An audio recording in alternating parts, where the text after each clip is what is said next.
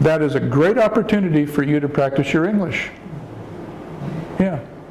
Or another way to practice English would be to watch television on one of the English-speaking stations, either CNN or BBC. That you might have difficulty with because they talk so fast. And also BBC, because it is originates in England, there are slight differences in vocabulary between the English spoken in England and the English spoken in North America. So you might try CNN. But again, they talk real fast and they will use a lot of slang. A magazine is a good way. Magazine is a good way to practice your English. Get the magazine and read it aloud, but you have to practice. So the first paragraph told us to set goals. The second paragraph tells us that we have to practice. So what are your goals and how will you practice? Those are the two questions you have to answer. Okay. It's not very easy to practice speaking for ESL students because, for example, in my country, I can't speak with a foreign. Because you can't what? For example, for me, in my country, we speak Thai. But we can't practice more and more with a foreigner because some foreigner didn't want to speak with. Yeah, no, it's not easy. It's not easy. So we have to look for opportunities to do so. So if you know someone, with me, practice with me. And when I went to about 10 years ago, I went to China. I went to mainland China, and it was before there were very many Western travelers in China. So I really stood out, and constantly, people were coming up to me and they wanted to practice their English with me. They would ask me questions. Where are you from? Why are you here? What are you doing? What are you buying at the stores? I mean, they just wanted to practice their English because they had very few opportunities to do so. So what you have to do is to look for those opportunities. If you know that there's someone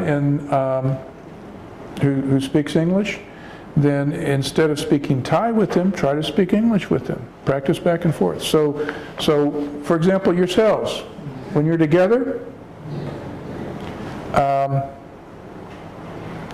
carry on a conversation with one another in English.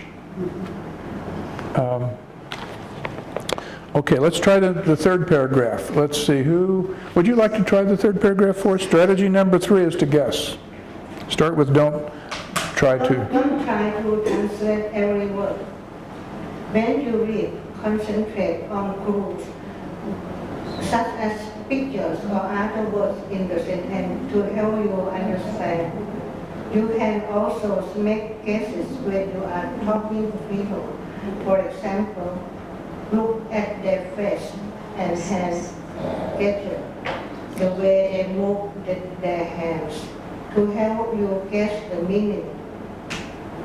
Set goals. That's good. Yeah, set goals. Go ahead, continue. Look for opportunities to practice and guess.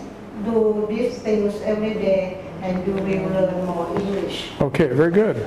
You read very well. We have spoken before about the importance of context. We've talked about context. Sometimes we can guess the meaning of a word by knowing the meaning of all of the other words in the sentence. Context. Context is very important in understanding the meaning of a sentence or a paragraph. Also, you can tell a lot about what a word would mean by what we refer to as nonverbal communication, signs and gestures. So if I go like this, what am I saying? Body language. Body language, What am I saying? What am I saying? Yeah. Body language. So if you see someone going like this, and you hear what they're saying, you can tell what the meaning of that word is by interpreting the nonverbal communication, the body language. So nonverbal communication and context allows us to guess the meaning of words. So I want you to summarize. What you learned from this paragraph, or from this passage that we read. What were the main ideas that you gained from listening to this passage? What's the first thing you learned?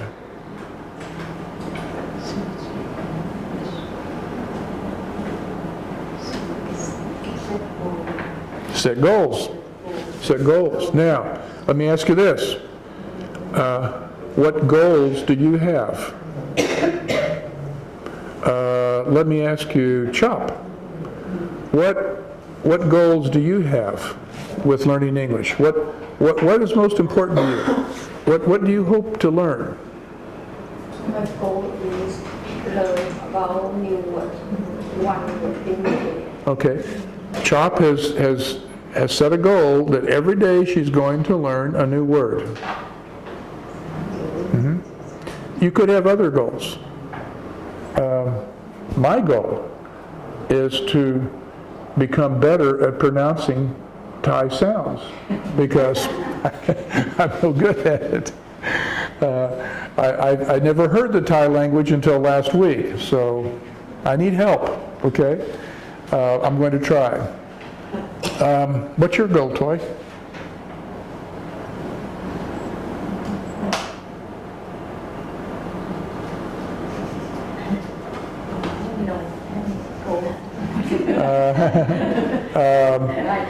Kai, do you have a goal? What would your goal be? My goal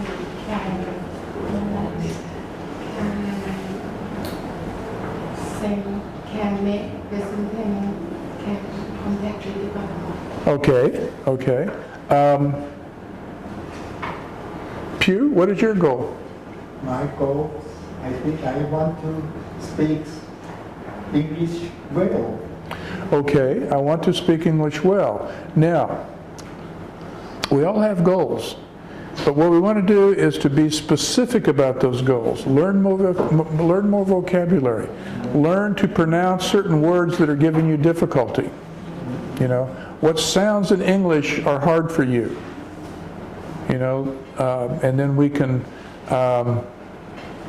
start practicing those words that are difficult for you to pronounce. Try to set very specific, very particular goals. Okay? Well, it's time for our break. We're going to take a quick break, and then we're going to come back, and we're going to take up a new concept. I will show you here.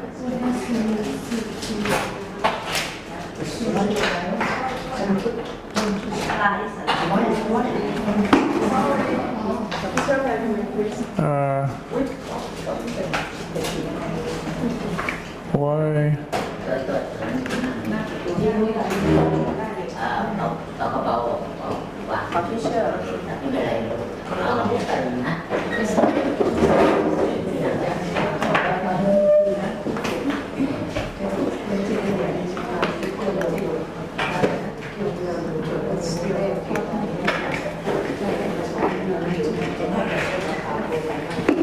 Yeah, when we take our break, when we come back, we are going to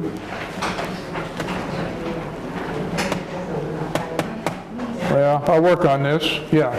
When we come back, I'll work on this. We're going to take our break, and then we'll come back. We're going to take up when to say enough and when to say to. Enough and to. We're going to work on that.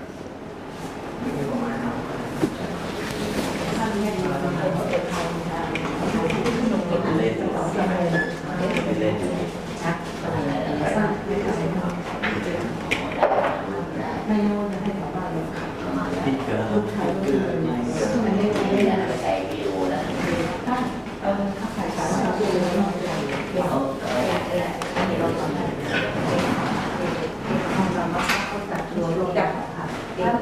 วันนวดจำกันได้ใช่ไหม จะได้ครับเงินจะได้หมดครับทองจะได้จะได้ เข้าใจว่าเป็นมาทำมายุทธ์อะไร ทำยุทธจักรเหมือนกันเนี่ย จะจับไปจะมาน้ำที่มันมันก็มาใหญ่แล้วมันไปใหญ่แล้ว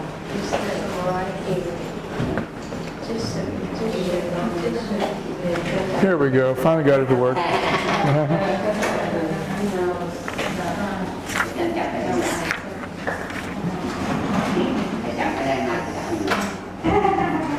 อะไรนะสเต็ปที่เหลือเนี่ยกลยุทธ์ในการเรียนอะไรพวกนี้ครั้งที่หนึ่งที่สองวิธีการที่ไม่ต่อแต่เป็นต่อแล้วก็แต่ภาษาไม่ค่ะ